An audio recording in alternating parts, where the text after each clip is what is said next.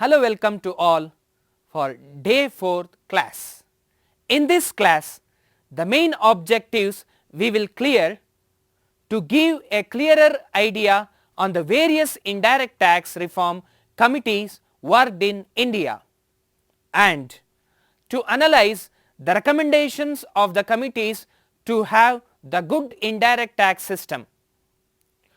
Professor Raja J. Chellayya Committee on Tax Reform in 1991, the basic objective of this committee are to analyze and to provide the recommendation on the methods of improving tax revenues, both direct and indirect, and to increase the share of contribution of direct taxes to the total tax revenue of the government and to the GDP of the country.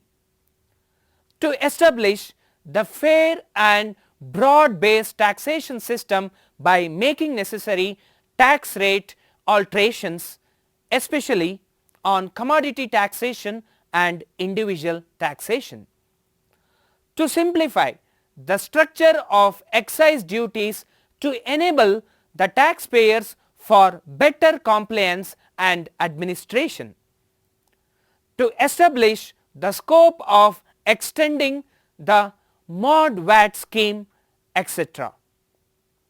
After the detailed examination of the Indian taxation system, the committee identified various problems faced by the commodity tax system, and these were more or less similar to the problems identified by other committee, that is, exemption to the small sector under the excise system, the cascading effect of CST, biasness of the interstate sales tax.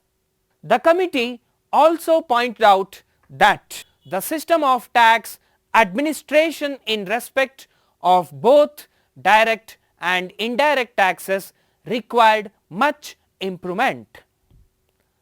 Record keeping was in bad shape and new methods of detecting evasion were not being developed.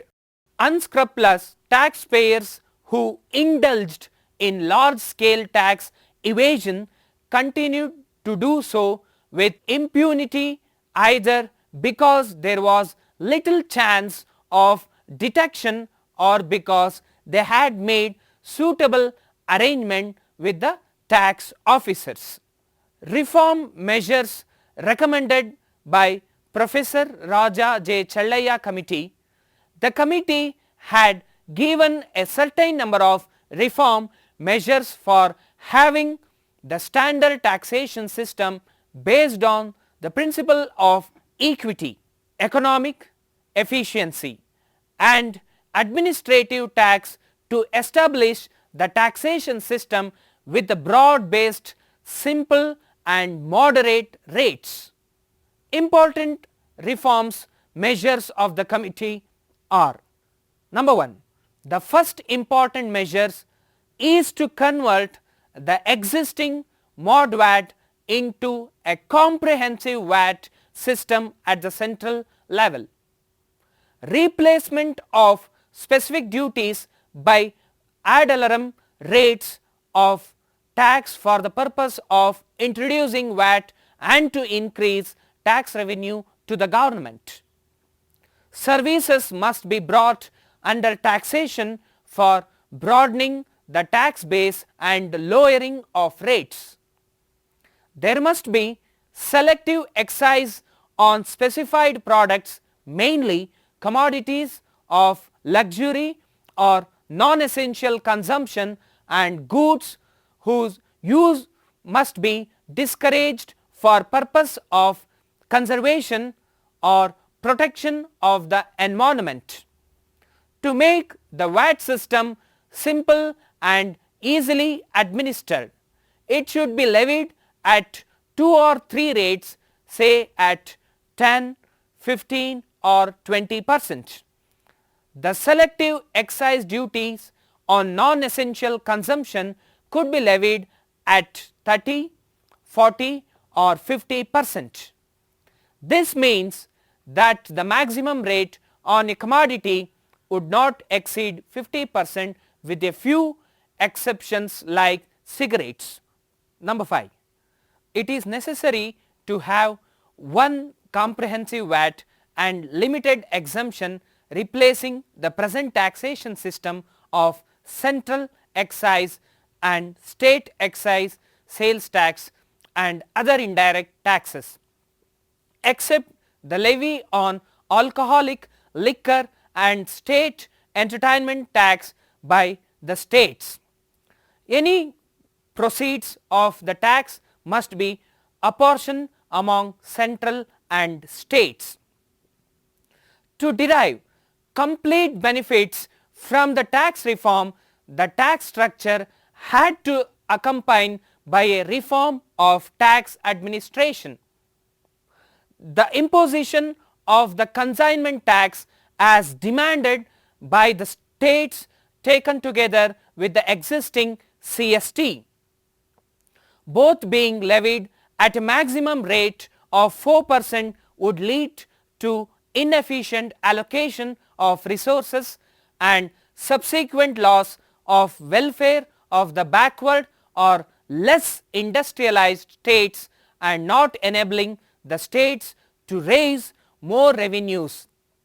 This was because a tax at 4% of the value of interstate sales, together with a consignment tax in addition to the tax embedded in the cost through the taxation of inputs in the producing states, acted as strong barrier to interregional trade within border of the country and the fragments the common market.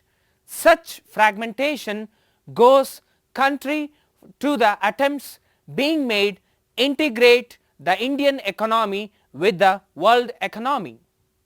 Second, we will go for the committee is Vijay Kelkar Committee. Vijay Kelkar Committee in the year 2002 report of the tax force on indirect tax. A notable committee under the chairmanship of Vijay Kelkar in the year 2002 made valuable recommendation on indirect taxes. The significant reform measures recommended by this tax force are: through suitable legislative changes, the levy of central excise should be progressively based upon value addition to applied only to the processing stage, which ensuring that the other areas of value addition not relating to the processing activity, such as sales tax, was not entered into possibility of double taxation was avoided. But this recommendation was not considered by the government in 2003 budget. The committee had conveyed its concern over the amended section 2 subsection F of the Central Excise Act 1944. The act especially explains about the executive authorization to roll upon with the manufacturer, and if it is clarified, the executive will be empowered to demand the duty from the taxpayer on all the production, and clearness made over the past 1 year, which would be an extra burden. By understanding the underlying difficulty, the committee had advised the government to amend this provision not be used regularly. Summary of this class. The fourth class of the second week provides a detailed insight on various indirect taxation reform committee, such as Committee on Reform of Domestic Trade Taxes in India, to make the reform in central excise, state sales tax reform, measures of domestic indirect tax reform committee, tax force on indirect taxes, and also analyzed the outcome of the committee report and its role in future indirect taxation system in India. Thank you very much.